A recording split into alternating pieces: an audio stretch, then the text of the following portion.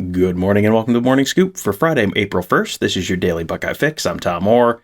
The spring game is in 15 days, the Notre Dame game in 155 days, the game against Michigan in 239 days. We are basically at the midway point of Ohio State spring football. Practice number 7 was yesterday. Now there are 7 more before the spring game on April 16th. So this seemed like a good time to take a look at some of the position changes that have happened this spring, including some that we only learned about in any kind of serious detail this week. So I couldn't think of a better fit to be a guest on today's show in particular than Tony Gerdeman. No fooling. Tony, thanks for being here. Wow, Tom, thank you for having me. It's exciting to finally be here. What a thrill. Yes, this is the day you can say that, and everyone will understand, yes. There have been a bunch of changes this spring. I don't know if any of them tell me more about players who aren't directly involved in the switch than the move of Lejond Cavazos to nickel safety. Now, I mean, we've talked about the little on Buckeye Weekly, but I mean, am I reading too much into that, or is that something that you look at that and you go, okay, that tells me a little bit about Lejond Cavazos and maybe more good stuff about some other people? Yeah, I'm with you on that because this is a guy who is now in his third spring at Ohio State. Now, granted, his first spring was taken away by COVID, and he's had some injury issues, but now he is in his third year as an Ohio State corner.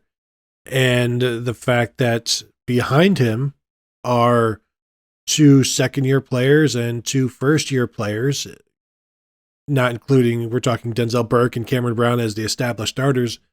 If Lejond Cavazos was anywhere, he was going to be that number 3.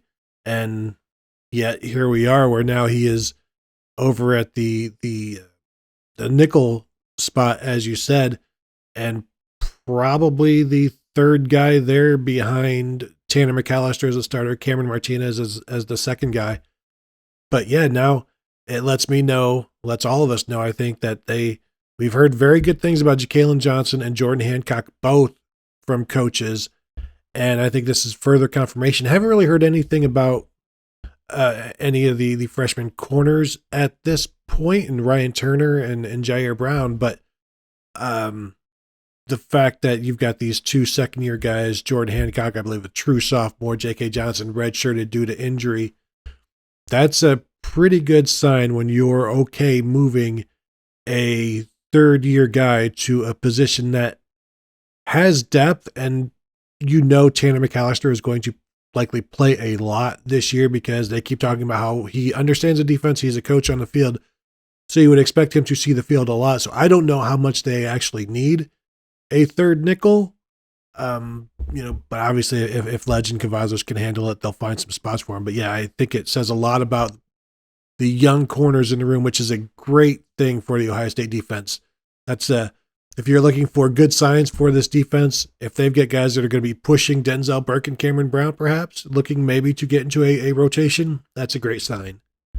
And yeah, I mean, I think just to sort of put a little more explanation on something you sort of talked about there, and I want to make sure people get it. Like, there's 2 reasons you move someone. One is you have to move someone. Like, well, this is how Maryland has traditionally fielded quarterbacks under the Mike Locksley. It's like, well, we're out of quarterbacks. It's week 3, so the linebacker is moving to quarterback. Like, that's one reason you make a position switch like that.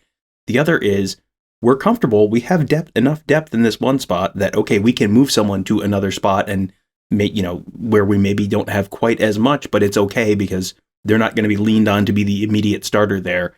This is why we're saying it maybe tells you a little bit more about that outside corner position and some of those younger guys we really haven't had a chance to see on the field yet. The coaches who have seen them, it sure reads like that. That is a very positive news about some of those younger guys. Another position in the secondary that we need to talk about is Ronnie Hickman. He played that boundary safety spot, and it was sort of a bullet, it was a bullet adjacent for a while, and then that's gone away. Now it's just the boundary safety, which is the bandit. I think coming into the spring, we had both sort of just penciled him in as like, he'll be the starter there. Now he's at the adjuster safety, which is like that free safety spot. That's maybe where we were expecting Josh Proctor to be, maybe. But Josh Proctor's still limited. He got on the field a little bit this week in individual work, but not in team drills necessarily. So Ronnie Hickman from boundary safety to adjuster safety, what do you make of that? Well, it's one of these situations where last year they liked his ability to be that bullet, that quasi linebacker where he was big enough to do that. And when you move somebody there, you get the thought that, well, a lot of that is probably because they don't have the speed to play a deep safety.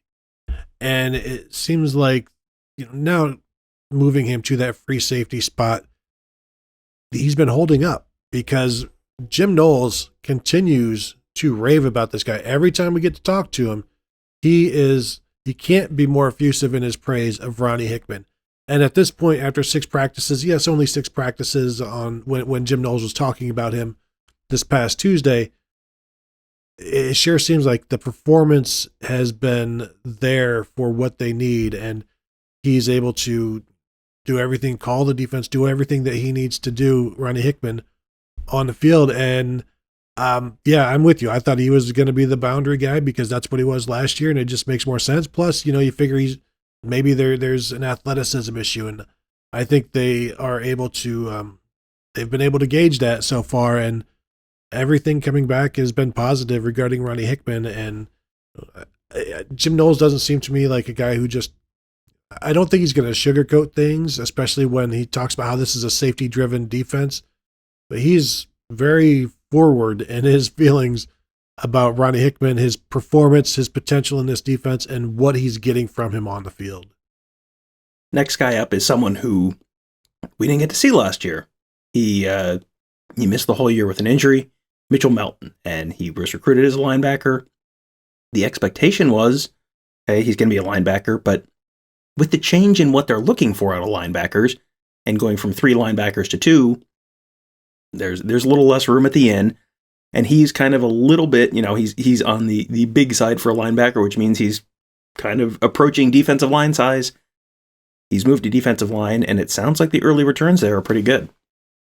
Yeah, on, I think, Monday, Jim Knowles tweeted out that Mitchell Melton was the silver bullet of the week, and that's voted on. Coaches nominate players for how they've performed in, practices or meetings, and then the coaches vote on it.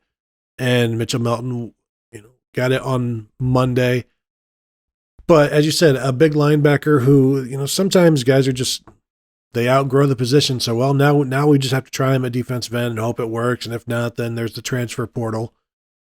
But this is a guy who they're saying he's making an impact. He's getting push. He has really taken to it. And when he signed, being a bigger linebacker, it's always one of those things where people can kind of project that, or we've discussed it where he's already 6'3", 240 as a true freshman or whatever. That kind of lends itself to a future at defensive end, and that jack position that they have right now where you can kind of, you have to do a little bit of linebacker stuff in a sense, and like, running through A gaps and B gaps and things like that when the need arises. But just the pass rushing that he's doing from the defensive end spot seems like it's going really well. And this is the guys, linebackers, defensive backs, all sometimes will take some pass rushing work with Larry Johnson. We've seen that on the practice field in the past, and certainly after practice where guys just want to get some work in. And wouldn't surprise me if Mitch Melton was one of those guys over the summer or over the winter. And now you're seeing that pay off. And they've got a number of guys that they're working at that jack position. And I think maybe he might be one of these guys that comes out of nowhere a little bit because everybody talks about Jack Sawyer or, JT Tuimoloau on the other side. Like all of these defensive ends that, are getting the attention. And here's Mitchell Melton just flying low under the radar, not unlike Ronnie Hickman last year, where he kind of came out of nowhere to lead the team in tackles. Yeah, and Ronnie Hickman had missed a year because of an injury his first year on campus, and Mitchell Melton missed last year because of an injury, so some real parallels there. The next guy up is someone who we could have discussed in the spring 2019 position change preview, or during the 2019 season position change episode, during the 2020 season position change episode, maybe during the 2021 position change episode. His name is Cade Stover. He is a, what is the... Ramblin' Man. There we go. I had to come up with my 1970s musical lyrics in my head. Yes, Cade Stover was born a Ramblin' Man.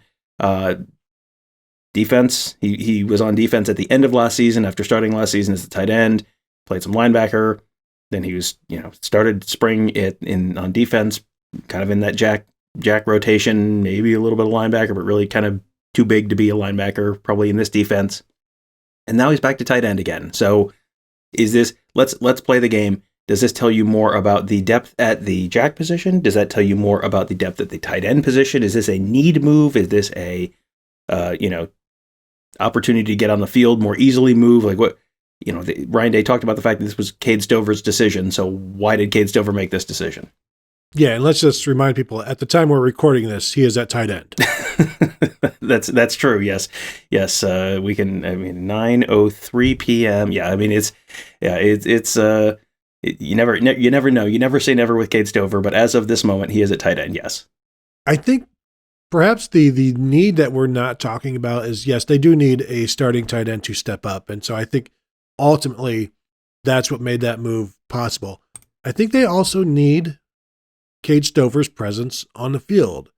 And that's going to happen more on offense than it would on defense because of I think Ryan Day even said it on Tuesday where, they kind of have a log jam at linebacker. Maybe it was Jim Knowles. So they acknowledge that it's going to be hard to play all of these linebackers that they have. I think it's going to be much easier to play all of the tight ends that they have, considering they like to play, 12 personnel, and they've only really got 4 guys that they would probably feel comfortable playing at this point, Cade Stover being one of them. So this allows them to get him on the field. He is a leader of the team, one of the leaders of the team, had a great offseason. And so I think he showed a lot that they don't just want to use him as a bit player because he has more to give than that. And not that he'll give you all wherever it is, how much you ask of him. He's going to give you everything he has, whether it's offense or defense. And he said that, talked to him after the Rose Bowl where he's like, I'd love to play defense. I want to stay on defense, but I'll do whatever they ask. And now at this point, you've got to let him, I guess, if this is the final decision, you need to just let him stay there. And as Ryan Day said on Tuesday, he's got a really, really high ceiling at tight end. And I think you mentioned it on Thursday's Buckeye Weekly where you said, if they just have a Luke Farrell there and Cade Stover, Luke Farrell was a 4th or 5th round NFL draft choice. Like you can make a pretty good living and have a long career as that blocking tight end in the NFL, that second tight end. Now at Ohio State, they kind of need him to be number 1 just because he is the most experienced, he is the biggest, and I think he's he's a leader of now. I guess he'll be one of the leaders of the offense and set the tone, set the demeanor, and some Michigan people, in fact, have called the Ohio State offense soft. I think Cade Stover on offense hardens it up a bit. Yeah, that feels like you don't want to say that one to Cade Stover's face. Cade Stover also feels like, we are very early in the process for team captains, and Lord only knows where Cade Stover will be playing at captain selection time, but he feels like he's probably at least in that conversation, just the way people talk about him around the program and the leadership he just feels like he's gonna be one of those captains either this year or next. Last one is, I don't know if this is really a positional a move per se, but it's opposite of what I was expecting coming into the spring. Matt Jones is working at right guard. Donovan Jackson is working at left guard. I think pretty much all off season, my assumption was Paris Johnson, Matt Jones, Luke Whippler, Donovan Jackson, DeJuan Jones, left to right. They flip-flopped the guard positions. Tony, why did they do that? The interesting thing that Kevin Wilson said is if something were to happen to one of their tackles, they can just slide Donovan Jackson from left guard to left tackle. And, if like Paris Johnson gets hurt or something, then they can just move him over, which tells me that they like Donovan Jackson as their third tight end or their third tackle. Matt Jones, at this point, a 5th-year guy, left guard, right guard, center, means like he's had experience in all of those spots. So I think he's right guard is left guard to him. Like it's the same, and he's experienced it both. So yeah, I was with you. Like we pictured Matt Jones at left guard because Paris Johnson had been at right guard all year last year. So that was the open job. Now that Paris, that is the position that has been vacated. But just the desire the in case of emergency situation with Donovan Jackson, having him already on the left side dealing with that handedness, that footwork, those steps. That way, if he does have to kick out wider, it's an easier transition, and it's not a mirror image where you have to relearn a little bit on how to, which steps to take. So I think that was the main reason for that. And, Matt Jones, who's probably also the number 2 center, just gives you some luxury there in that he can play anywhere on the interior. So you would expect him to be fine on the right side. Yeah, and Paris Johnson is someone who has to make that right guard to left tackle transition this year. So I think that, that you may be seeing some of the challenges, and that's, not impossible, but also not the easiest thing in the world. So if you can move, eliminate one of those difficulties on switching sides of the line, sure, why not? Absolutely. And yeah, I'm with you. I think and this is something you had discussed a couple weeks ago, Donovan Jackson potentially being one of the tackles next year. Kevin Wilson is very, very, very high on him. It sounds like that is a very, very likely possibility, because those tackle spots next year, if you lose Paris Johnson and you lose DeJuan Jones, there are a couple big question marks there. So if you can feel like you feel comfortable with Donovan Jackson as one of those, that cross one thing off the to-do list for the 2023 Buckeyes. So that would be that, and that is a very, very big one on that to-do list for 2023. So as Tony mentioned, we just did a whole episode of the Buckeye Weekly podcast talking a lot about what we heard from Ryan Day, a lot about what we heard from Kevin Wilson. You can find Buckeye Weekly wherever you listen to this show. Just search Buckeye Weekly, or if you search Buckeye Scoop, you're going to find all of our great podcasts, which also include the Gives in the Bank podcast with Mark Givler and Bill DeBank Green, the Around the Oval podcast with Alex Gleitman, and Big Me Kickoff with Kevin Noon. You can find them all. Just search Buckeye Scoop wherever you find this, and you can subscribe right there and leave us a 5-star rating and review, which will help other folks find those shows as well. That'll do it for today. Thank you guys all for joining us. Have a great day. We'll talk to you tomorrow.